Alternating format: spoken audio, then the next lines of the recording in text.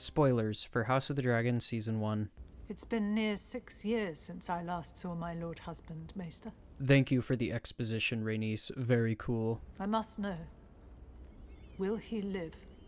As the Maester describes Corlys's condition and the events leading up to his injury, the camera slowly rises over the Driftwood throne to peer down at Rhaenys, possibly symbolizing the way death and conflict are looming over her family. She's already lost both of her children, and it looks like death is knocking on her door yet again. The potential death of Corlys puts House Valarian, and her especially, in a quite hazardous position. Already, her husband's brother Damon is coming to claim his slice of the Valarian pie. I will not suffer the talk of crows in my house, Damon. I love my brother. But... On his death, the seat passes. To Lucerys Valarian, as is my lord husband's desire. Lucerys Valarian is the son of Rhaenyra Targaryen and Laenor Valarian. At least, that's what Rhaenyra and her faction, aka Team Black, would have you believe. Due to the nature of genetics, the legitimacy of Rhaenyra's children isn't even in question. Whose goddamn white baby is that? This is your baby, okay? He's just light-skinned. With a known bastard in line to inherit his seat, Corlys has left his family prone to this succession crisis. Not unlike Viserys when he named a woman his heir. In both cases, these men being alive is the only thing preventing their chosen heirs from being immediately supplanted. Damon intends to push his own claim over his brother's throne, calling himself The closest kin he has left. What a thing to say to the man's still living wife. Be careful, good brother. None can take your words for treason.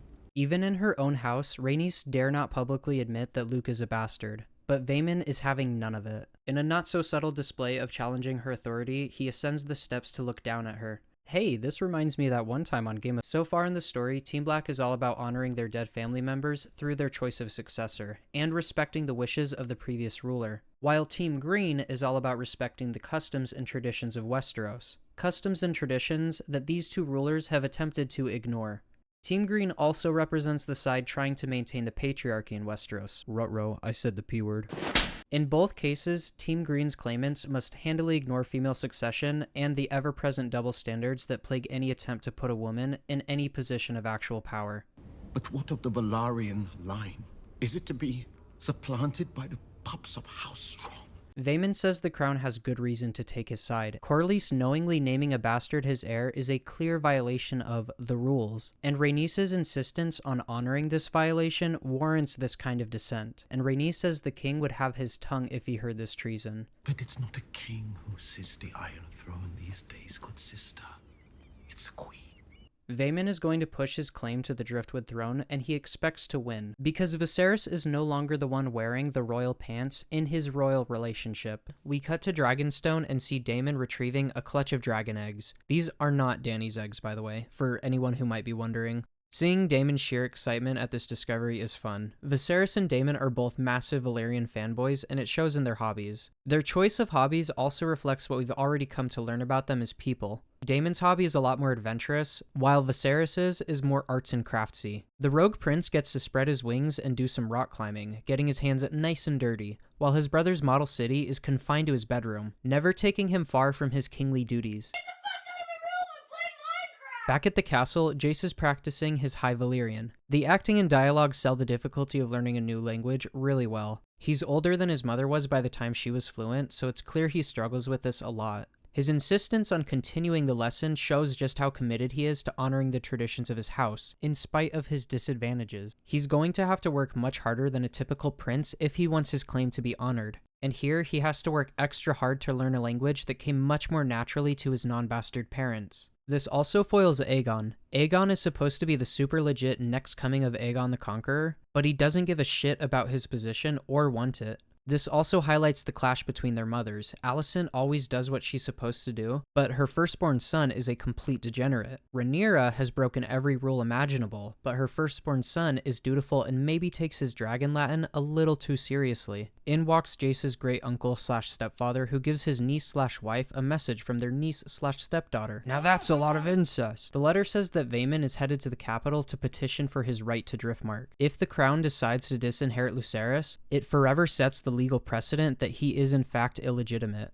And by extension, Jace, and by extension, my own claim to the throne. Rhaenyra has no choice but to go to court and defend her son's claim. Oh my god, how long did these poor bastards have to run behind this cart? Typically when royalty is received, there's quite a fuss. Lots of other nobility and knights waiting to greet them. Here the family is received only by one dude, Lord Caswell, one of the few people at court who is loyal to Rhaenyra. The lack of pomp and circumstance is a big slap in the face, and it shows how unpopular Rhaenyra has become. The castle's sexy dragon tapestries have been replaced by dusty old religious memorabilia. When we cut to the small council, we see Alison wearing a 7-pointed star. In the previous episode, she made quite the spectacle of defying the king, and being the Girl Scout she is, we can expect that she must have atoned in some way. Embracing the faith of the Seven is a clever way of redeeming her image and subverting Targaryen power. Pride in their family's legacy is something Viserys, Damon, and Rhaenyra all have in common. The removal of all their cool Targaryen shit reflects just how much influence House Hightower has gained since Rhaenyra left. Your guests have arrived, Your Grace. I trust they've been welcomed as befits their station. As you instructed, Lord Hound. So Rhaenyra isn't completely friendless, but Otto deliberately kept her arrival quiet. People's perception is a huge factor when it comes to political power. Politics is all about what people think. Otto has always been keenly aware of this. Mellos and Beesbury are both like, Corlys wants Lucerys to inherit, what more is there to discuss? But Jasper Wilde says Corlys never made an official declaration, so it's up to the crown, by which he means Otto. Alison may be sitting at the head of the table, but it's clear from this scene that Otto is the one in charge. Much like Tywin from Game of Thrones, he is currently the king of the realm in all but name. It's time to visit Daddy Viz. His model of old Valyria has completely taken over the room and is covered in cobwebs and dust. Let's see how these last 6 years have treated him. It has been so long. There's plenty more amazing acting to come, so for now, I'll just say that all 3 characters' reactions are on point, and the actors are absolutely crushing it. Seeing him like this is devastating to both of them. Damon can't stand to look at his brother once he sees the state he's in. He's so unable to contend with his feelings that he tries to jump straight to business. When he finally does face his brother, he flatly instructs him to reaffirm that Lucerys will inherit Driftmark. Rhaenyra's like, dude, chill, we just got here, and introduces Viserys to his 2 new grandchildren. The first, named Aegon, probably is a fuck you from Damon to the Greens, and the second is named Viserys, in honor of, well... Somebody stop this man. He is fucking killing me. Now that is a name fit for a king. The dad joke provides some much needed levity and lets us know that Viserys is still in there. Somewhere. He's just buried beneath several layers of constant pain and regular doses of painkillers. Feels better. We then cut to Alison, who has been informed that Aegon has gone and raped one of his handmaids. She is visibly pained by this experience, having been used by royalty in a similar fashion. She speaks kindly and comforts the girl as she makes her recount what happened. She tells her she believes her and that what happened wasn't her fault. Alison likely blamed herself for her own situation, in no small part because unlike Diana, which is the name of this girl, she had at least some say in what happened to her. When she says this to Diana, she's saying what she likely needed to hear years ago. But then we see why Alison is really struggling to keep it together. She's not about to do the right thing and hold the trial for her rapist of a son. Instead, she proceeds to manipulate and threaten Diana. Disgusting as this is, Alison bears no ill will. She sends her on her way with a bag of gold and some moon tea. Moon tea, or plantea if you will, is a medieval morning after pill. Rhaenyra received plantea from Viserys back in episode 4, and Alison's discovery of this in episode 5 is what ultimately ended their friendship. In that episode, Alison was outraged to learn that Rhaenyra had lied to her and for the 100th time broken the rules and completely avoided Any unwanted consequences.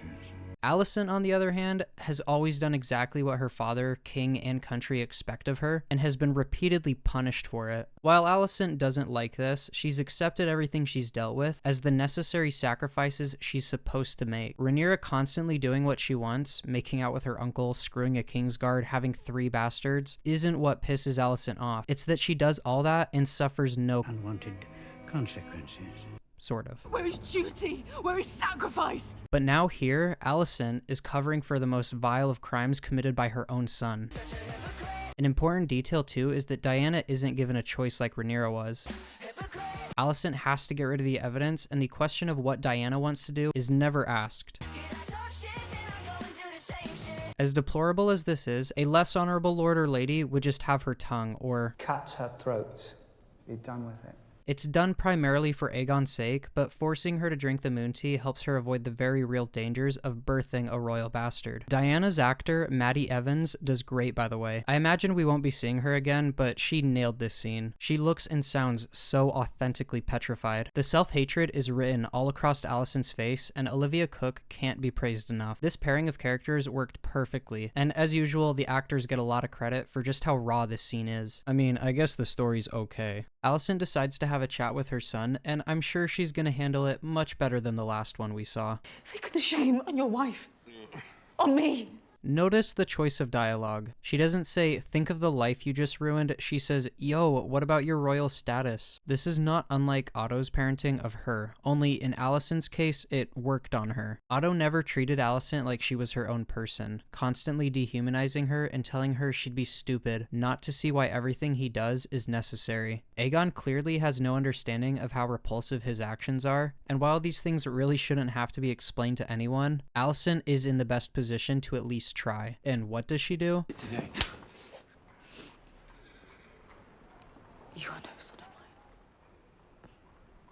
And yeah, he's literal scum, but Alison's parenting and Viserys' complete lack thereof are obviously the main reason Aegon acts out. Like this is protest behavior, to show how unhappy he is and to try to escape his role. Alison had some self-destructive protest behavior as well, but it quietly disappears as she ages, showing that she was able to overcome it. But Aegon's realization that he is doomed to this loveless life has caused him to spiral. Aegon never received any love from his father, and acting out has earned him nothing but shouting and physical abuse from his own mother. You can't excuse what he's done, but you can understand how this monster started off as a normal kid and only ended up here because he's in the most mind-fucked position possible. Aegon was conceived for the sole purpose of supplanting Rhaenyra. He only exists because other people wanted a male ruler. His name wasn't chosen out of love or pride from one of his parents. It was chosen because it was the best marketing strategy Team Green could come up with to sell him as the proper heir. Half of the realm expects Aegon to be perfect, and his own father expects him to be nothing at all. And the question of what does Aegon want, or hell, what does Aegon need, is asked by no one. As will be highlighted later in the episode, the failings of the parents often pass to their children. Alison finally deigns to greet Rhaenyra, and the Game of Thrones begins. It's been so long since we were granted the joy of your presence. Rhaenyra attempts to hide her scar, likely trying to keep the actual circumstances of her departure well away from conversation. Indeed. Your Grace. They're not long enough to merit a greeting upon our arrival. I love the thinly veiled barbs. It's a nice little blast of nostalgia for Game of Thrones proper, and a comforting sign that these writers know what made those scenes work to begin with. What can either of us know of ruling a kingdom? I do not rule, as you well know. Damon expresses his love for his brother through rage and suspicion towards Alison. I'd be surprised if he could remember his own name, or if you could. King Viserys' condition has worsened since you saw him last. He's assuming that this worsening condition was deliberately done with her knowledge and or cooperation, a suspicion that carries into the finale, where he immediately assumes that she had a hand in killing Viserys when he was announced dead. It subjects him to considerable pain on the advice of the maesters. Oh, the maesters, of course. It is they who keep him. They, the ominous they. And they control the left and the right. They make politics super messy. Addled on milk of the poppy while the High Towers warm his throne. Rhaenyra, if you would see him without it, almost blind with suffering. She speaks the true. Viserys really does need to be out of commission if he doesn't want to be in constant, excruciating pain. But Rhaenyra also speaks the true. Alison can lie or cope all she wants, but the king checked out a long time ago, and the Hightowers have happily exploited this. For the king's suffering, did the maesters also prescribe the removal of Targaryen heraldry and the installation in its stead of various statues and stars? Viserys kept the Targaryen red furniture and the bestiality murals around for decades, because, as we've established, he's a massive Valarian fanboy. So getting rid of all of it is a definite sign that despite what Alison says, my father and I are mere stewards of the king's will and wisdom. They are taking some creative liberties when it comes to interpreting the king's will and wisdom. The emblems of the Seven serve only to guide us on an uncertain path. I like how Alison dodges the accusation and just smugly gives him the PR response. Which authority will sit in judgment of my son's claim on his own inheritance? That would be mine, and the hands. But be assured the father is just and commands me to forget the accusations you have held in this room today. What wholesome family fun. A milkshake brings the strong boys to the yard and they're like... Smaller than I remember. It looks exactly the same. The actors do a great job of communicating the differences between Luke and Jace. Luke feels extra uncomfy being here with so many prying eyes. He's never wanted the Driftwood throne and is made all the more self-conscious because he knows that he's a bastard. And unlike last time he was here, he now knows how glaringly obvious it is to everyone at court. It doesn't matter what they think. Wrong. Politics is all about what people think. Every lord who becomes aware of Luke's bastardy makes disinheriting him that much easier. The boys notice a battle going on between... Two men fighting isn't a battle. Fine, a duel is going on between Sir Criston Cole and some guy cosplaying as Damon. Wait, that's Aemon? This kid? Damn, his chin really... protruded. Yeah, this is easily the most jarring change in actors for the entire show. Others are mostly egregious just because of how much characters age way too quickly or almost not at all relative to the time skip. But this one is so wacky because I simply can't believe that this derpy looking kid developed this absolutely maniacal chin. That said, I do like the transformation he's undergone. Aemon had himself a little power trip just moments after claiming Vhagar, and the trip seems to be ongoing. Chasing the dragon is one thing, but riding it? Oh boy. This new Aemon is quite the character, and after seeing the rest of the season, already a personal favorite. He's just so much. Like, all the time, too. He just never turns it off. Vaemon rocks up, and his alliance with the Hightowers is all but predestined. This is the perfect opportunity for him to yoink Driftmark, and for them to yoink the throne. A match made in heaven. The start of a beautiful friendship. Speaking of beautiful, look at this shot. Blink and you'll miss it, but this one image really is worth 1,000 words. Don't worry, I'm not going to spend that long talking about it. Just look at the way Alison is framed by this chair. She's sitting at the king's seat on the High Council, wielding more power than most could ever dream of. And yet she's constrained, boxed in, made to look and feel small in spite of that power. She kind of looks like a doll in a dollhouse, as if to remind the audience that to this system, she may be the queen, but she's still a servant. Property of someone else, imprisoned in a castle and forced to squeeze out heirs. She resents this position of power because she was put there just to further the interests of people who don't respect her autonomy. The threat of war looms and may arrive on our shore. As if you ever gave a shit about the war in the Stepstones. Alison responds accordingly, contributing to both the charade and the press release statement. This look away is gold. It's like the real Alison slips out for a moment and is just sitting there disappointed in herself. It's by no means subtle, but still strong characterization. We've seen her disassociate several times before, and it always happens when she's being forced to do something she doesn't want to. The next Lord of the Tides will be deeply in your debt, Your Grace, as will Driftmark. The show cuts back to this angle, showing us just how empowered she feels by this alliance. Just a quick reminder, this is Rhaenyra, this is Rhaenys, and this is Rhaena. But don't worry, she literally says one word, so these are the only two names you have to keep track of. This is no fair proceeding. It is a trap. It's a trap! To proclaim my son illegitimate. Yet you did worse than that with Laenor.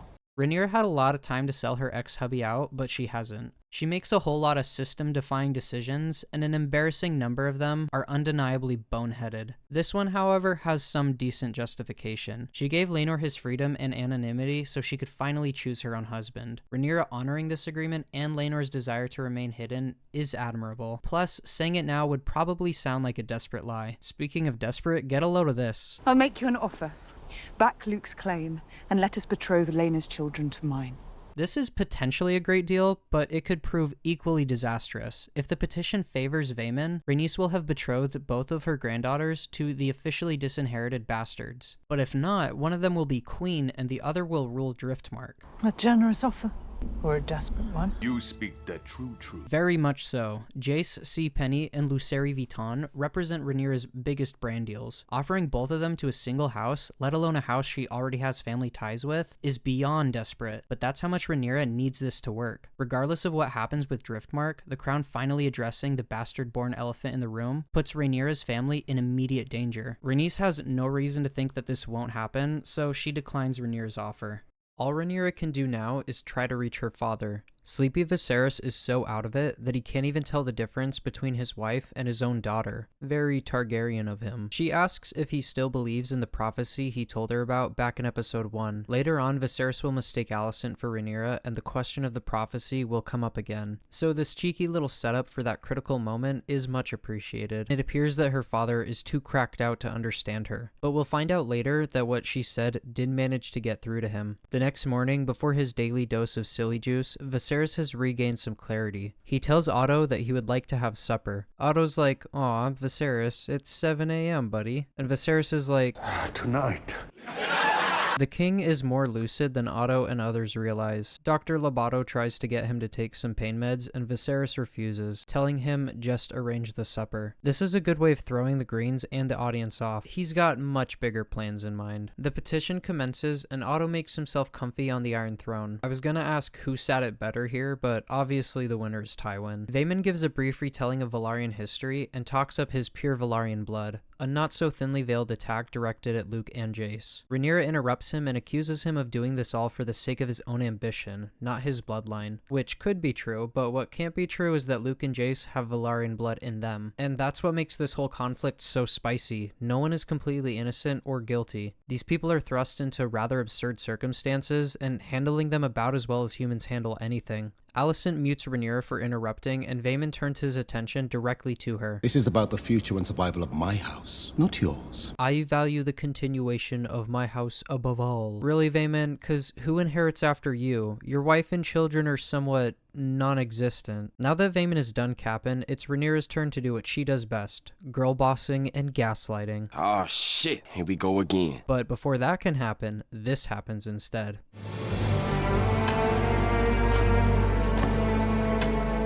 Oh, the reveal, the music, the kingly drip. This scene illustrates the power of good writing perfectly. This is an old, decrepit man slowly hobbling across a big room, and it's easily the best moment of the entire season.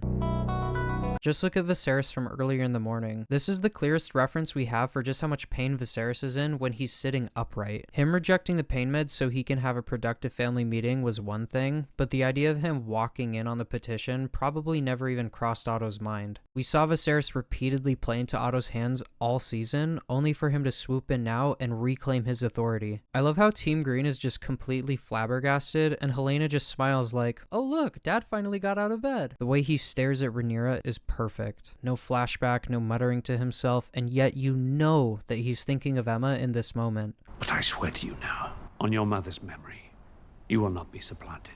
To atone for what he did, he spent the rest of his life trying to do right by her daughter, and he's come to make one last stand for his family. Well, for one side of his family at least, but that's an issue for later in the video. In the opening of the show, we see that Viserys was given the throne. Then we watched everyone and their septa question whether or not he was worthy of it. And now for the first time in his life, he's come to conquer it, to prove himself worthy for everyone to see. He rejects the assistance of his Kingsguard and makes his way up the steps. But his crown falls off his head and the music gets a little spooky. I don't know about you, but I got a little antsy when this happened. I thought Viserys might fall and get impaled on one of the swords, and I'd hear George cackling in the background as chaos ensued. What we get instead is somehow more heart-wrenching. I said I'm fine.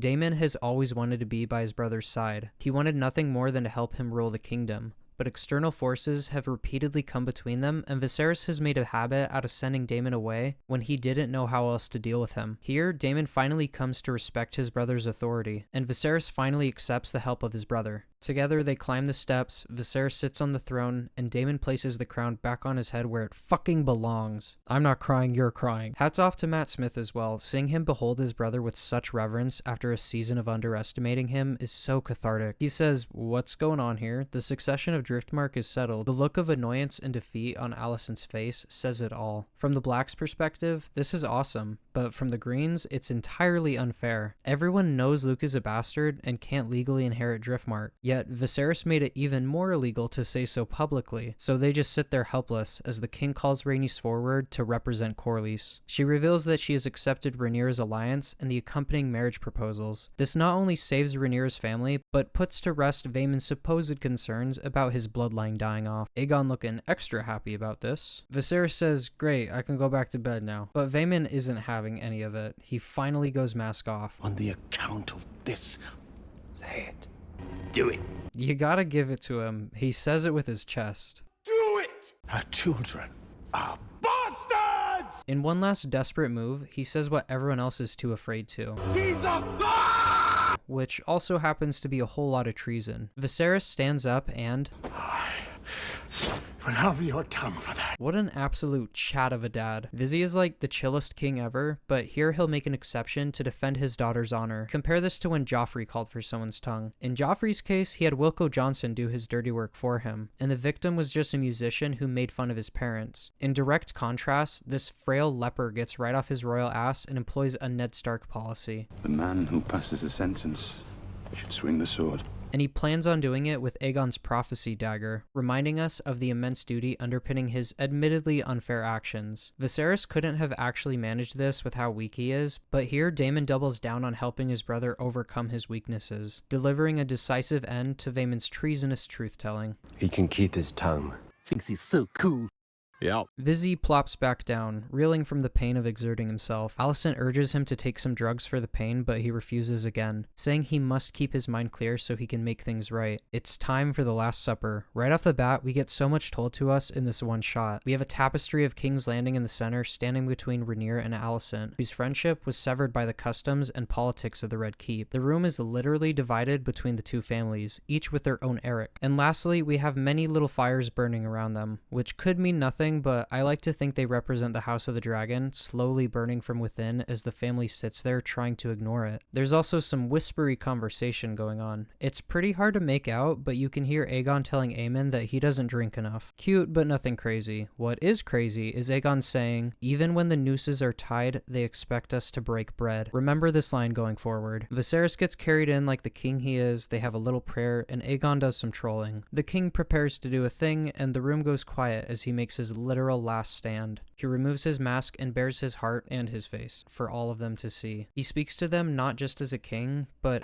your father, your brother, your husband, and your grandsire. Paddy was fantastic from the get-go, but here, the humanity he brings to this character, and especially to this scene, is deeply touching. In spite of their grievances, they are all part of the same family. He begs them to put aside the bullshit and make peace. Rhaenyra is the first to follow her father's example, raising her cup to Alison, praising her loyalty and commitment, at last acknowledging the sacrifices she has made to take care of Viserys. Rhaenyra and Alison, through their shared love of Viserys, finally overcome their animosity towards each other. I raise my cup to you and to your house. They've each said at least one nice thing about each other, and it's actually enough to momentarily bridge the divide between them. You will make a fine queen. Bruh. But let's see how the kiddos feel about this most recent development. Aegon brushes this off almost immediately, telling Jace's new fiancée he will happily boink her if Jace proves to be a disappointment in the bedroom. Jace's temper flares up, and Aemon rises as if to say, "You're not that guy, pal. Trust me. You're not that guy." Jace thinks better of throwing hands and instead toasts his uncles, speaking of fond memories of their shared youth and extending an olive branch. Viserys tells the DJ to play some dragon music, and Jace offers Helena a dance. It's goofy and cute and seems to redeem the vibe. This song in particular is so beautiful and perfectly captures the bittersweet tragedy unfolding on screen. And this is the first of two moments that never fails to elicit at least a single tear from me when I see it.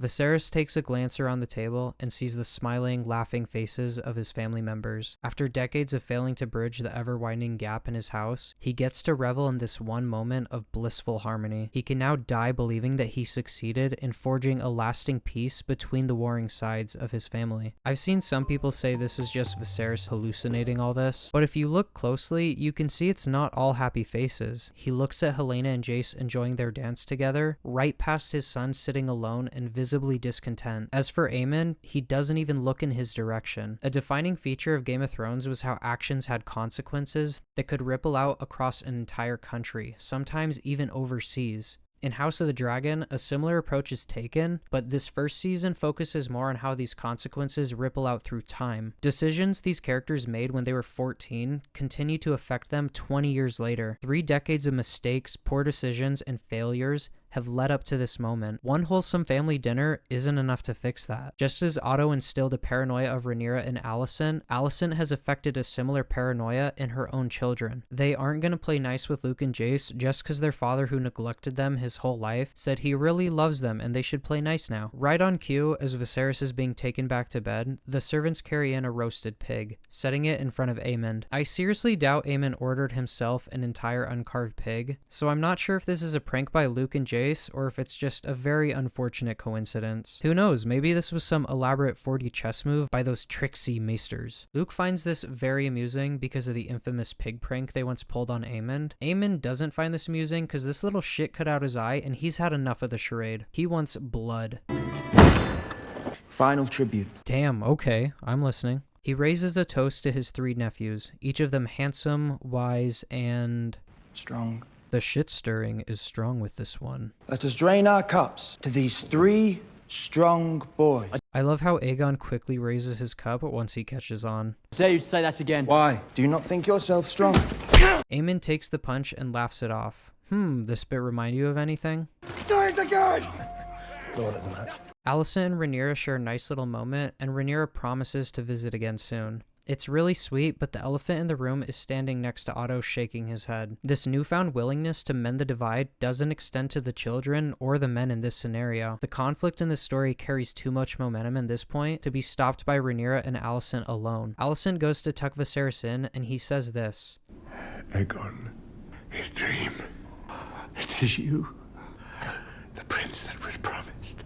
He thinks he's talking to Rhaenyra, and he's trying to reaffirm to her that she is the one to unite the realm and fulfill Aegon's prophecy. With the limited information Alison has, and the insistence on naming everyone Aegon, and the conversation they had in episode 3, it sounds to her like a confession that he really should have named Aegon heir. When he tries to urge Rhaenyra to fulfill her duty, he accidentally urges Alison to push Aegon's claim against her. She tells him she understands and leaves. The camera lingers on Aegon's dagger, reminding the audience that this was all inevitable. There's only one way for this story to end. Viserys lies there alone, repeating, no more. No more pain, no more suffering, no more life without his beloved Aemma. He dies believing he has not just repaired the rift between his family, but also believing he has finally done right by her memory. 30 years after causing her death, he has finally atoned for it. My love.